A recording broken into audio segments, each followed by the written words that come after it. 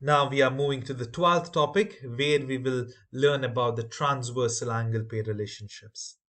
Now here you can see there are two lines and this line T is a transversal which cuts both the line. It should be a straight line that cuts.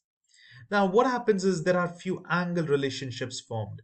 Now imagine these are the two lines. These inside angles, see, can you see the inside angle? They are interior angle. Whereas the ones which I'm drawing in black, the outer angles or the exterior angles, they have some relationship. So now all the interior angles are these, exterior angles are the black ones which I marked 1, 2, 8, 7, and then consecutive interior angles. What does that mean? Now you can see these two are next to next, but these two are also next to next. These are consecutive. Okay, they are basically lying on the same on the transversal line. Okay, not on the same line Q, on the transversal line. And then alternate interior angles. Now alternate generally means opposite. So now if I consider this, for example, 4, alternate to this is the opposite angle. See, can you see this one? 6 is opposite. Same way, for 3 alternate is 5. Even the exterior angles can have alternate 1 and 7, 8 and 2. That is the thing. Now, lastly, we have corresponding angles, which is very crucial. Corresponding depends on the position. Now, let's think about 3. It's down right, same way 7 is corresponding to it, it's down right. For example, 8. 8 is down left is 4. So you can see 4 and 8. We saw 3 and 7. Same way, 1 and 5. 1, 5, and last, this is 5, and 2 and 6. Those are the angle pair relationships. Now we will see a problem over here. They have told about parallel lines always. Okay, now there is one more thing I forgot to tell you. I'm sorry. Uh, when there are parallel lines, see, the thing is, I told you just about transversal pair relationship, but we are dealing with parallel lines. So this is information, very useful information. Now, whatever we just now saw, in that if there are alternate angles, right? These are called alternate interior angles. If these two lines are parallel and then a transversal cuts, then these angles will be equal to each other. So always remember, whatever we just now learned, if it is parallel lines like this, then all the interior, exterior, these are all congruent. They are basically equal to each other. Okay. Even the corresponding angles, they are all congruent or equal to each other. So in this case, look at this figure. We can see 3 is interior, alternate interior angle is 6. These both are congruent. Now 5 and 4 are congruent. 7 and 2 congruent. 8 and 1 congruent. There is one more thing, consecutive interior angles, right? Consecutive 3 and 5. Whenever you add 3 and 5, it will be equal to 180 degrees. Same way, 5 and 6, when you add, it will be 180 degrees. Now then, we will solve this particular problem. Use the figure to find the value of the indicated variable. Justify your reasoning. We need to find y if, okay, um, if measure of it, okay, over here, okay, I got confused. There's no y over here, so I was confused. Now they have told measure of 8. Let's see, measure of 8 is 68 degrees. This is 68. And then measure of 3 is given to be 3y minus 2. And this y needs to be solved, variable y. How do we do that? So 3y minus 2. Do we have any relationship with 3 and 8? No, we don't have.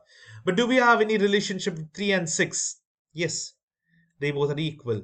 So you can find the angle of 6 because 8, 180 minus 68 would be angle number 6 and they both are equated. Let's see step by step. Now over here, we do not have any direct relationship between 8 and 3. So we will relate this and this. Okay, this has been related, 8 and 5. That's also possible. It's no worries. Now 8 and 5 are the same. So angle phi is 68 degrees. Now then, what do you do? We know the interior angles, consecutive interior angles are supplementary or 180 degrees. So add 3 and 5. That must be 180 degree. That is basically you're adding 3y minus 2 plus 58 of angle phi is 68 degree, that is equal to 180. Solve this, you will get the answer.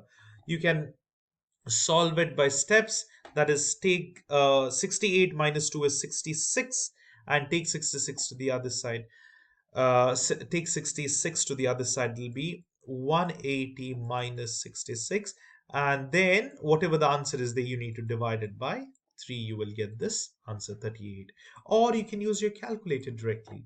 So what you need to do is put this as it is, 3y minus 2 plus 68 is equal to 180, sorry, 68 is equal to is alpha and calculate, that's the short form for calc, and then you get equal to, you can't press direct equal, you will get a syntax error because equation is formed. You need to press shift and solve, and then you will get the answer, 38. That's it. So this is how you solve. You need to know the relationship between the different angles. Now over here, I'll just quickly tell you, this and this is total 180 degree. So phi x plus 40 equals 180, and you can solve x value. And then look at this. These are the parallel lines. We know this angle is equal to the, this is the exterior, is equal to the exterior angle over here, alternate exterior angle. So once you know x value, you will know this angle, so equate those both, you will get the answer for y. Same way over here, this is consecutive interior angles, but before that, find the x value. How will you solve the x value? Here this is uh, interior angle, you can, this is an interior angle, and this is also interior angle, alternate interior angles. So you have to equate 8x minus 10 is equal to 7x. Solve for x, you will get the answer. So take this to the other side, x is equal to positive 10.